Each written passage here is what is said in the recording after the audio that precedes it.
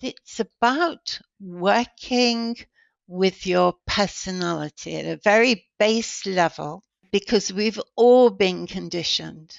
I think of us as having a wild soul, which carries our original design. That's who we were intended to be.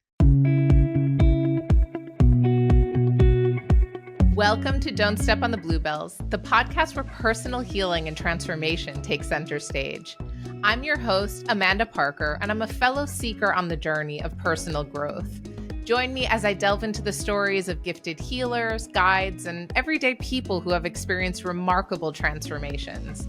Listen in as they share their practical wisdom to enrich your everyday life. And don't forget to hit subscribe and never miss a new episode. Welcome to today's episode of Don't Step on the Bluebells. We're delving into the fascinating world of spiritual synthesis with our guest, Sharon Eden, also known as the Wild Elder. Sharon is a spiritual psychotherapist coach with over 4 decades of experience, blending ancient wisdom with modern psychotherapy. She's here to share insights on aligning with your wild soul and original design. In this episode, we'll explore how to connect with your inner wisdom and true self, the art of distracting your personality to let your authentic self bloom, and the role of intuition and psychic abilities in personal growth. Get ready for a transformative conversation that might just change how you view yourself and your path to fulfillment. Let's dive in. I am super excited to have this conversation and so glad that you said yes to come on the podcast, Sharon. Thank you. I am too. We first talked about recording together. It's already, I guess, a couple of months back. But I always believe the timing is perfect, that we come together exactly when we're meant to. And I know that you also have a tremendous amount of experience in the world of like psychotherapy and coaching, but also a lot of spiritual work that you've done. So while our topic is spiritual synthesis, I know we're going to be touching on these different elements of what you bring into the world as well. Before we even talk about any of this, what I'm really curious to know from you is this naming, the Wild Elder. The first time I heard it, I just instantly loved it. Like my heart was like, yes, this is amazing. How did that name come to be? It came in the aftermath of my mother's passing. I was grieving, but I was also in a lot of personal turmoil about, well, exactly as I talk about in my book. I was unsettled, I was a bit lost, and so I just trusted my own inner wisdom. And bit by bit, I had downloads, the bits of clues of where I should work. And in that came the name, just out of nowhere, out of the blue. And I just went, oh, that's it. And also because of my age, because at the moment I'm 76. So, this was quite a few years ago, and it was like, perfect, thank you. And that was it. Oh, I love that. And just to ask a clarifying question, because this is a term I think that's used quite often, but a lot of people don't really know what it means to have a download of something. What does that mean to you? Okay, so what it means to me is an experience. And unless you've had one, it's really hard to get the full impact of it, to really know. But it's something like you're there sitting on the toilet maybe, and suddenly you get a whole piece of maybe something you're working on or an idea for something. It just comes. And it doesn't necessarily come when you're thinking. It kind of pushes beyond stuff out of the way, a lot of thinking. But it'll come in the most bizarre ways. And it is just like when you, on your laptop or your tablet, when you go for a download and you click and it goes whoosh. It's exactly the same. Oh, I love that description. Okay, so it is those moments of sort of insight or epiphany where you just get this insight and it's all of a sudden right there in front of you without kind of the hardship of trying to figure it out. Absolutely. I like that also because, I mean, this is something that I play with a lot because I get caught in this trap of doing, Yes. and then trying to think my way through everything. And it's really only in those moments where I actually tune out or take a vacation or like read a fantasy fiction book that I'm Yes, lost, that suddenly clarity or wisdom can actually come in. absolutely. It's like we have to distract our personality, and Mm. our logical mind, of course, is part of that personality. We have to distract it. Distract our personality. I like that too because it's a lot about, identity, like Yes, distract who we think we are or who we're supposed to be yes, so that who we really are can actually come up to the surface and make itself known. yes, beautifully encapsulated. Well, there's a bit of inspiration there because I know that you have just finished writing a book. And this book talks quite a bit about this topic, no? Maybe you can share a little bit with us about that Well, I'm going to show you just a little taste show. because this is the proof that I'm working Mm, through now. But here is the book. It's rediscovered. And the book is written for discontented midlife women or women who think or who feel lost. Um, I've actually gone wordless because there's so much I want to say about the of book. It's all course. fighting to come through. Well, I think what you told me in the beginning before we hit record, so you said that a lot of the book, and I know this is a part of the tagline that you have, but it's like actually reconnecting to who you really are and getting more clarity on what it is that in a way you're meant to be doing in this life. And I find this also an interesting concept because I talk about this a lot too that actually I've started saying now that I help people come out of the closet like to really step into who they are. So it's like a term that I also see so often that people are not really living a life that's true or authentic to themselves. It's almost like society has come in and told them they're supposed to do this or this, and then you have to do the work to find out who you actually are. You have to do the work, or sometimes you are smashed up against who you really are. And that really happened to me. That Mhm. something happened to me, and I thought, oh my goddess, I am more than I think I am. So that can happen too. Yeah, the book is it's joyous actually. It's bloody glorious. I I write it as I speak. There's no psychobabble in it. There's no jargonese, nothing. It's just a journey to help you revitalize who you really are, where you're going, and what you came here to do. As one reviewer said, I absolutely bloody love it. Powerful, raw, honest, warm, and funny. And I bust some myths about what spirituality is and, all that stuff about what you should do or you shouldn't do in your personal development journey.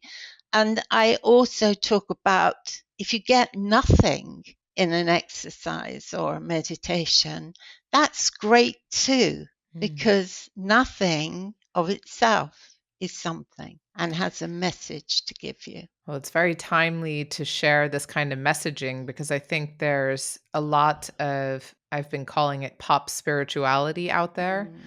And I think it's evolved into a lot of shaming. So if you're not doing this, if you're not eating this way, if you're not meditating every day in this way and doing, I don't know, sound baths and breath work and this, then you're doing it all wrong.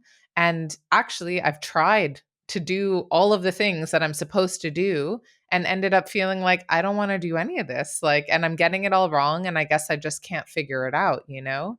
And so it took a lot to just finally unsubscribe, unfollow, whatever Yes. it is, to all of that shaming. It really feels like an undertone of shame. Mm. I think that's because there's a financial element to all of that. Often people pay a lot of money to do spiritual courses or programs, and it's not necessarily the right way for them. I always say that just everyday things like cooking can be your way into spirituality, or knitting, or I don't know, playing bowls. That for each of us, we're unique. So to follow what somebody else says, the one that really kills me, and I think it's in Buddhism, is you have to breathe out of one nostril, and you have to, and it's like, what? What? When spirituality is there, it's here with you now. It's just us being open to connect with it. So you mentioned that one of the ways people can start to connect with who they are was a bit of your story, that you were sort of smashed up against who you are. Would you be able to share a bit more about that experience? Okay. So it was once upon a time, many decades ago. I was unhappily married, and I experienced depression quite a bit during that time and didn't realize why. I wasn't listening to myself, of course. And one night I woke up during the night and I went to get a glass of water, and I came back and I lay down in bed, and suddenly I could hear, when somebody's asleep and you hear them breathing, if you have your partner beside you, you know they're asleep. Well, I suddenly heard that breathing, and it wasn't anybody else. It was me. My consciousness was awake, but my body was sleeping. And it actually wasn't an out of body experience. I didn't find myself, which can happen, looking down on myself. It was just a sensory experience. And, you could have been afraid, but I wasn't afraid. It was just, oh, wow, I must be more than I think I am. And for me, it was pure consciousness. Who I really am was observing me sleeping. Didn't last for very long, and then I just went off to sleep. But it was one of those seminal moments that went, okay, I'm not who I thought I was. So once you woke up in the morning and had this recognition, what happened after that? Nothing much. Just got on with my life, just holding the knowing. Didn't know Mm. what to do with it really, because at that time I wasn't into exploring myself. But nevertheless, sorry, when I stop talking like this and my eyes get fixed, Amanda, it usually means something's coming in. So I'm just, I welcome it. yes, Allow it. I'm just going to sit for a minute. Okay. So what I'm getting that was the first hint of my bloody gloriousness. That was it. And of course, I never forgot it. So when I did start exploring myself, that it was already given. I knew I was more than just my body, feelings, mind, and personality. So I've had some moments like that, like when I first did my Reiki training, Hmm. which was, I think, really the door opener to spirituality for me, at Yeah. least in a very concrete way. And I was in Asia. I had left a job behind that was with a super toxic boss and a really challenging Mhm. situation. And I had made the choice, all right, I'm becoming a coach now, I'm going all in. And I went to Asia to do my training. It was all very inspired, honestly. It was like an absolute, like, there was no not doing that. There was absolutely no way I wasn't going to just get on that plane and go. That is a wonderful point you make, because when that happens, there is no choice. It's almost as if you're not choosing. It's an imperative. It's interesting because actually to get to that point was really like the amount of human things and bureaucracy and whatever to take care of was extraordinary. I mean, my mother came to Berlin. She helped me pack up my apartment. Another friend came to help pack up my apartment. I had to get the permission to sublet, find someone to take over the apartment for like half a year or a year. I moved my cats from Berlin to New York. Like it was, and it was still without even a sliver of a doubt. So as you say, it was like there was no other choice and it was all difficult things, but there was, I didn't question it. There wasn't a moment in time where I thought, should I do this? It was like, no, I need to be in Asia by May, whatever date. Like, When let's the get this course done. started. Yeah. That's great. And that was the beginning, getting just there to do the coaching. But then I was flying, I remember, to Thailand, like in that same trip. And on the plane, it was just this clarity, like, I am a healer. And I didn't know, I knew what it meant inside. I was just like, yes, that's true. But I hadn't been exposed to that at all. So that was a bit of what you describe as that download, but also just that pure insight and knowing. Yes. And there was no turning back from that. It's so hard to describe what a knowing is because everybody knows stuff and thinks it's cerebral, but it's not. It's a visceral experience, knowing. It's in your body. And I also appreciate in the story that you shared, like from your own knowing, that it wasn't that you knew and then everything changed immediately. It was that you knew and almost like you allowed for things to continue to see what that next path was going to be or what that would mean for you moving forward. Yes, absolutely. It reminds me of that old Zen saying, let's hope I can get it right, but it's something like chop wood, carry water. Enlightenment, chop wood, carry water. So you still continue on. Absolutely. And see what unfolds. Now I'd love to ask, what does spiritual synthesis mean? What is that? It's a biggie, actually, but it really is. You know that the ultimate aim for some will be nirvana. You know, total self-realization and creating heaven on earth, which I think we can do in our own small ways. We can certainly create our own heaven rather than our own hell on earth.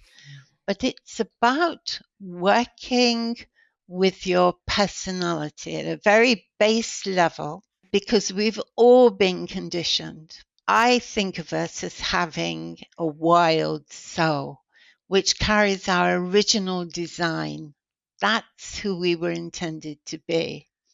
But of course, we get born, and that process is traumatic enough to do something to us, I've no doubt. But we get conditioned to survive in the family, tribe, country, culture, whatever that we're born into. And very often, parts of our original design aren't approved of. I was working with a client the other day, and it's so classic. She's an accountant, but she wanted to go to art school. And she was told, oh, you'll never make any money at that, and guided towards becoming an accountant. But of course, it broke her because her wild soul is just urging her to do what gives her joy. So when you work with your personality, hopefully you will discover that you have a spark of your wild soul at the level of your personality. And this spark can observe non-judgmentally, and it also has the capacity to take action. It has will. And so gradually if you can imagine that as you do the work and you clean up your act, you are aligning yourself more with your wild soul and your original design. And for me, this is my belief. I know not everybody believes that, but for me, there is a divine, there is a benevolent energy in the universe that wants to see us flourish. And so the connection from your spark to your wild soul to the divine is the guiding line. Do you know, I trained in something called psychosynthesis. That was my first training. I trained for 7 years in the end to be a psychotherapist. And the beautiful thing about that was it didn't matter what religion you were, what philosophical beliefs, it welcomed everybody into it. And that's where I learned this stuff. And whatever else I've learned, it's been the framework for the solid, it's the bedrock and the framework of anything I do when I'm working. And so ultimately, the idea is that as you more and more clean up your act, then you get nearer and nearer, your spark moves higher and higher to your wild soul. And eventually, wouldn't it be wonderful if we all operated from our our truths, our integrity? In fact, the person who devised psychosynthesis, an Italian psychiatrist called Roberto Assagioli, he said if everybody was in touch with their integrity, we would need no laws, which is wonderful. So hearing spiritual synthesis, if I don't actually think of the words, I'm like, what is that? But actually hearing your description, it really is almost like synthesizing who we are, like who we are at our core and what we're doing here in the world. The closer that we get to actually who we are, like the closer that that gap is closed, the closer that we become, like the more in flow and happy and aligned, etc., that we are in our lives. Yes. So this I can understand now as a concept, but how do you work with that? So how do you actually support people in that process? Because that must be a whole other ball game. Yes, it is. I work with somebody. I'm not the expert. They are. And their wild soul gives us clues as to where we work. So, for example, my initial and assessment session is very agendaed, lots of questions. After that, when we meet up for our sessions, I will say, what do you want to focus on today? That's it. And I never know where we're going to go. But they've already set an outcome in the first session, and I trust their wild soul to give us the clues we need for what they need to do. And one of the ways I work is that I work personality to resolve whatever issue they bring. And I also work soul to soul, helping whatever their next evolution is to emerge, helping to give birth to that potential.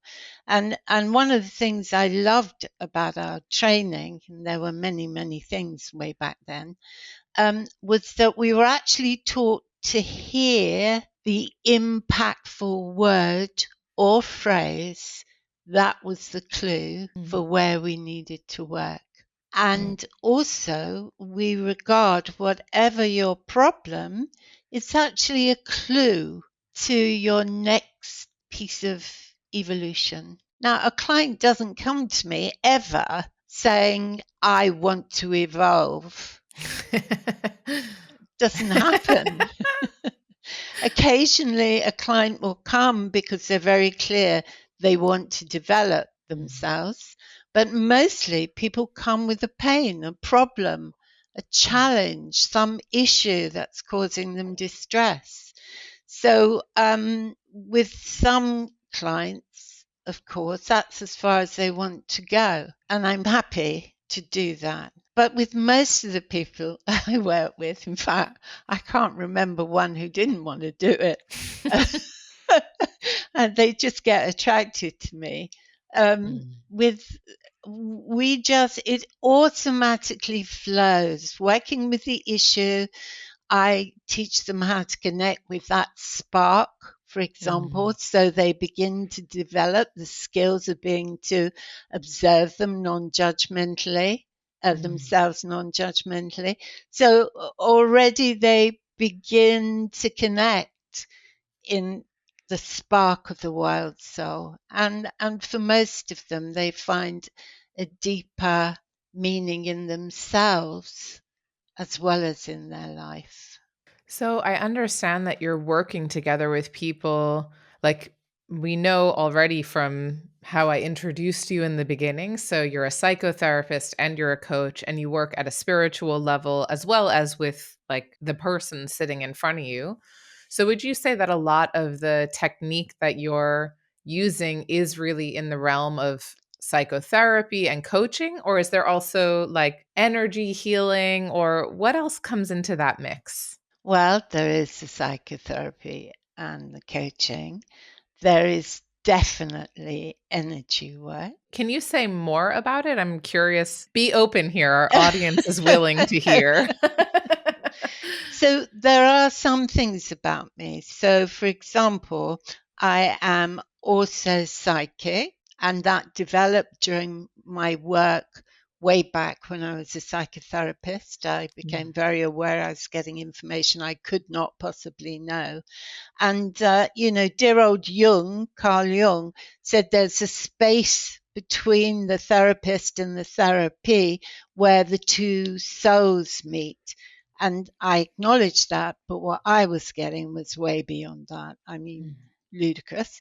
And the other thing is, a few years ago, I trained for a couple of years to be a medium. And I had no intention of working as a medium, although it amused me that I might. It was for me. And also, it's so powerful to connect with other energies, positive energies, because I don't believe all that stuff around, oh, be careful, you'll get a bad energy. No, I won't, because I've got boundaries and it won't happen. Absolutely. And of course, it's so valuable in my work. And earlier on, when my eyes, I know that I'm getting something, when my eyes kind of fix like that, as they did earlier on in the session, and I just quieten and wait. And I get helped in the work. I feel really blessed. So for me, that's the energy work. And of course, we're energetic beings. I've got a energetic field around me. And I suspect that is part of the healing too. Yeah, definitely. And I find it very amusing because in these conversations, like on the podcast, I get to speak to really just incredible people like yourself who have these. I mean, sometimes, like in your case, you have decades of experience doing this work. So it's really like a privilege to get to hear how you do that. And I have goosebumps everywhere now. Oh, bless you. So it's really just fascinating because even though every episode focuses on, one topic, because that helps just to contextualize, every healer, every guide that I meet has like, I don't even know if it's like, okay, the word that comes up is like a witch's bag or yes. the shamans also have that bag, Yes. So it's really like this whole medicine bag, I guess, for the shamans. It's like this whole medicine bag, psychic toolkit of all these things that have come in over time. Yes. And I guess my interpretation is the nature of this like healing work. And when you're really committed and you love it and you get your energy from it, you just welcome in everything that comes in that you can learn, that you enjoy, that speaks to you, integrates and becomes a part of how you support people and yourself. Yes, Totally, totally. I can't say that I welcomed them in. At Okay, first, when fair, I was fair. getting psychic stuff, it was like, oh no, I'm not Mm, getting. But it's such an aid. And also, I went to a workshop on mediumship because somebody had said, that's where you should be focusing. And I was adamant, mm. no way. No, I'm not. I'm not going anywhere near there. And I went to this workshop and ended up crying my eyes out because clearly I was being called. So, So not instead of, always open. I was going to say, instead of introducing you as the wild elder, it's now the reluctant psychic. Yes. Well, thank God that you did listen to that nudge and let it in. I'm sure there are many very valid and good reasons why you wouldn't have wanted to. Especially historically, we know what's happened throughout history over centuries to people who had these gifts and really use them. So, and I'm really happy to hear that you stepped into that because I mean, I've trained in mediumship, but I would not call myself a medium. Maybe it's coming later, but it's not my specific strength. But definitely, like psychic information comes in, and without it, I know that my work would not be as powerful. I know that sometimes you just can't name exactly what's happening, but you just know, and you know how you need to support someone. And imagine doing your work without those gifts. Like I it's know. impossible. I know. And it's the same with intuition, you know. Mm, People often talk about using their intuition. When they describe it to me, I think they're connecting with their wild soul because there's a mm, difference. Intuition is like you get the gut feeling, so it's mm, quite visceral. But when you're working with your spirituality, it's a knowing. It's a whole body experience. It's not just in your gut. And and in a way, it's not even physical, really. It's so mm, hard to describe, isn't it? When you get a mm, knowing, it's just so deep and profound. mm. Such a deep experience that it's like, it's just a bit like the kung fu teacher. Then I just wanted to go, so. So to me, the topic of intuition is very relevant because I've started training people in intuition. I say Mm, started, but I've been with my clients. I'm training them all the time to tune in. That's absolutely. like, and it feels almost like the gateway drug to me Mm, because it's like intuition is also maybe a more socially acceptable word for mm, that deep knowing. And people have heard it, they know what instinct is or gut feeling, so they're more comfortable or willing to engage with intentionally listening to their own intuition. But to me it's almost like another framing for inner knowing. But I like that you also sort of slice those up into different things, but I see it still as like a stage. It's like your gateway yeah, is that physical knowing, and then there's actually that like deeper insight and being able to really listen to act on it later. yeah. I'll take that for Mm, sure. I What I do is train people to focus on their inner wisdom. I call mm, it inner wisdom, but it's all the same. We're doing the mm. same work. We all have different ways of doing it. Yeah, and I think I guess for me part of it even just on the podcast, it's about making it accessible. Mm, And how can I help people to access their own whatever they need for themselves in a yeah. way that they're willing to engage? Absolutely. Always meeting the client where they are, using Mhm. their language, always being guided by them. So are you usually when you're working with someone, are you working together over like a longer relationship? Is it like a year, a couple months? Is it one-off sessions? How does that relationship evolve in what you do? I was trained as an ongoing therapist, Mm-hmm. but after a couple of years, I realized most people didn't need ongoing therapy. Mm. And so I started doing 6-session work. Oh, yeah. Okay. Yeah. And people would go off into their lives. Some of them would come back maybe for some more, but whatever. However, in the recent past, it seems the divine is said, you're going back to your roots, my dear. So at the 6th session, there's always a review. And what has happened is that I'm now working, the majority of people I see, we're working in an ongoing way. However, I don't believe in ongoing sit in your chair and we're going to be together for years. I just don't believe in that. So periodically we do have a review and just see where they are. And I usually say, do you feel cooked yet?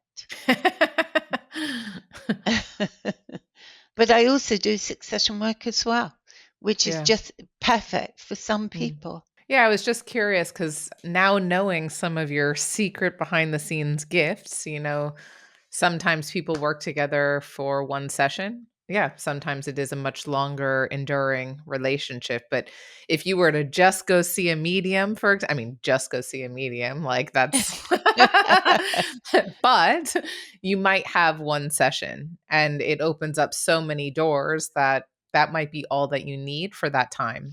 And then Yes. maybe months later or even years later, you think, I really want that connection again. Yeah, it can do. I don't see people for just one session Mm. because why don't I see people for just one session? That's interesting, actually. I suppose it's because of my psychotherapy training, because the initial session is where asking all the questions, you're getting this big picture of your client. It gives that. I think that's part of why the work it can be very quick because in that session you kind of get it all. You've raised a really interesting thought for me. Thank you, I see Amanda. the business model evolving. Well, I've just gone, well, why don't I work for one session? Could you share, is there any story or maybe client, of course, observing confidentiality, um, but maybe there's a client or story that you could share just of what's possible with spiritual synthesis. So what is actually a possible transformation or something that's happened before?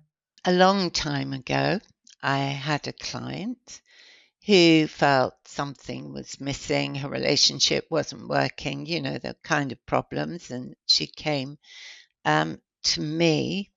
And her outcome for the work really was to plan a 6 months trip with her partner to go traveling. And they just weren't doing it. And that was part of the issue. And all of that was going on. So by the time she finished working with me, it wasn't about planning a 6 month journey ahead. It was actually together living that kind of traveling every day. That's the difference. Being able to connect with your original design and seeing the vaster picture. It's not just the bigger picture of what your life can be like. And that was it. And because she contacts me now and again, I know that that's continuing. Wow. So, really helping someone see the essence of what it is they really desire and need versus maybe that story that gets us in the door to get help in the Yes, first place. absolutely. Well, also, when you have a smaller perspective, of course, you conceive of planning a journey of 6 months traveling together. Um, but when you access your wild soul and your inner wisdom, the vista just opens up. Mm, And I think that's the difference. And anything and everything is possible, mm. especially creating your bit of heaven here on earth. And I love that you're referencing this, the wild soul. This is really the essential self. Is that how you would describe that? Yes, that's how some people describe it. And I call it your wild soul because it's undomesticated. It's, it's free. Conditioning does not touch it. It's essence, and it's glorious. I've also, because I mentioned to you before we hit record, that there's this young fox who keeps jumping about and Yeah. playing in the back garden. He's, as you're talking about the wild soul, I just see this creature who's like, I'm not following your rules. I'm going to do whatever I want. That's right. Mischievous. Wonderful. Mm, Absolutely. Absolutely. It's such a joy mm, when we begin living a life that was meant for us. And of mm. course, along with that comes, knowing what you came here to do. And again, I get annoyed, like you got annoyed earlier, about all this rubbish about find your purpose in 6 sessions and pay me lots of money to do that, because there is a guarantee that even if you don't know what your purpose is, somewhere in your life you will be expressing it, and it'll be the thing you're passionate about or enjoy doing the most. And it's a clue, it's an absolute clue. So you can come and work with me and I won't charge you big bucks for finding your mission on earth. It also reminds me of there's a book by Sonia Choquette, who's quite a well-known Mm, teacher of intuition and spirit guides and different things. yes. And she has this book, I think it might just be called Spirit Guides. I've got it on the shelf somewhere over there. And she talks about in the very, I think it's the first chapter, which is so aligned with what you've just shared about connecting to your true like soul, spirit, joy. And she talks about like, what are those things that just light you up? Like, are you suffocating your spirit, or are you actually dancing or playing or painting or like rolling in the grass or whatever that thing is that just fills you so much with joy? And your nudge that you're probably already doing this in some area of your life. So it is like really a nudge for listeners to start paying attention. What are those things that just light you up beyond explanation, beyond reason? Absolutely. And you know what? It might not be as hot as lighting you up. It Okay. it might just be that you get pleasure from it. Mm, You know, and pleasure is just a watered down version of joy. So, um, this stuff is not precious. That's why I yeah. call what I do down and dirty spirituality. It for me, it's simple, it's here, it's earthly. And Mm, that's what spirituality is all about. You're not meant to fly up and live on some floaty plane. You're mm, supposed to bring the stuff down and create bliss, mm. creating bliss on earth. So, if I were to ask you for your own definition of healing, what would that be? Ooh, that's a biggie. So the word that immediately comes for me is service. In a strange way, I want to giggle because it's a bit ambiguous, because it could be about servicing your personality and your body and all the rest of it. Um, yeah, the two words have just bounded into my head. But it's actually, when you talk about a healer, it's being of service to another human being and bringing grace to them for their healing and growth. And for example, in psychotherapy, research has shown it doesn't matter what discipline you're from, what school, what techniques you use, the biggest factor in the successful therapy is the relationship between the therapist and the client. And that's healing. Mind can't grasp that. You can't define it. You just can't define it. So if someone is listening to this episode and they are maybe just starting on their journey, so just getting started with figuring out what this path might be, or maybe they're facing these roadblocks that we talked about, is there any advice that you would give to them from where you stand today? You ask such brilliant questions, Amanda Parker. My advice. Okay. Well, my advice, if they're seeking help, is to speak to a lot of healers and to make sure there's a fit. And they will know if there's a fit because it's like a penny gets dropped into the old coin box. Oh, I want to tell you a story. Have you got time for a Please. story? All right. Yes. Many decades ago, I was in a relationship which was absolutely crazy, and the codependence was going on, and I was looking for therapeutic help because, of course, I have my blind spots and crap and all the rest of it. And so I didn't want to travel far, so I looked in a directory and chose 5 therapists in my area.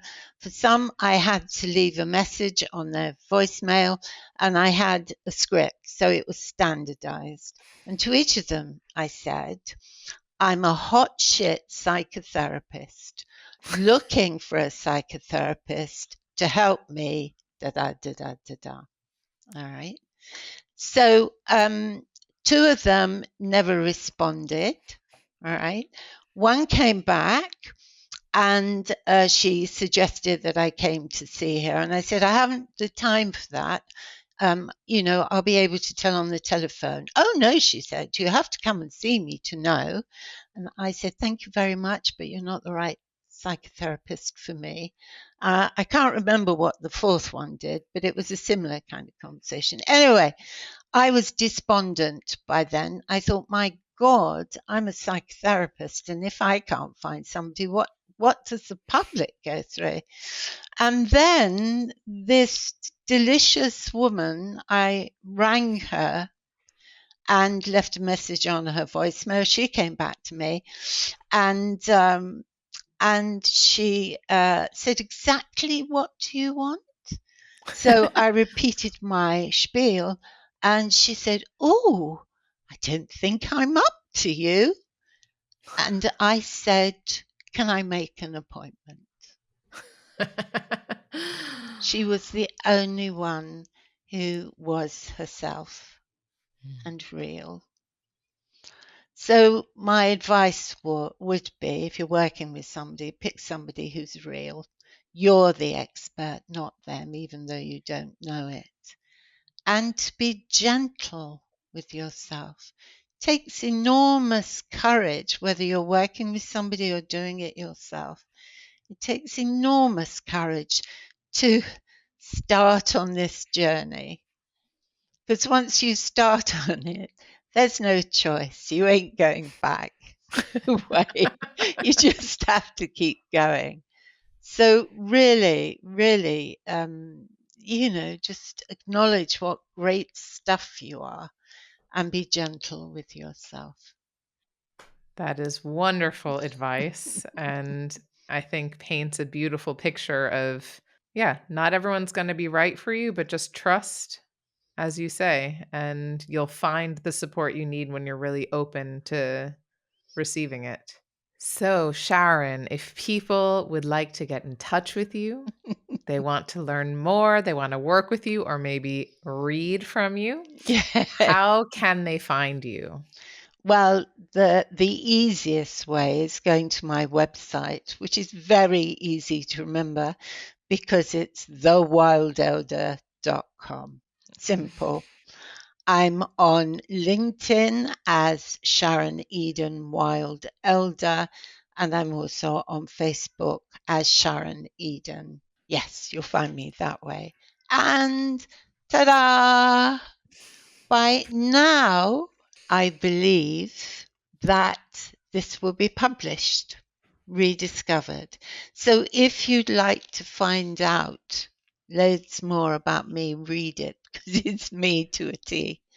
And you can get to the website for the book at re-discovered.life, and you will find it on Amazon and hopefully whatever bookstore you use. That is fantastic. So I'm going to link to all of those things in the show notes. So if you're listening or driving and you can't write it down, just go ahead into the show notes and you're going to have all those links there to get in touch with Sharon, to read her beautiful book that is coming out in October. So very excited to get my hands on that as well. And I'm so happy that we could have this conversation. I really loved being able to share this space with you, Sharon. Thank you so much for your wisdom and generosity in sharing yourself and also your own journey here. Oh, thank you, Amanda.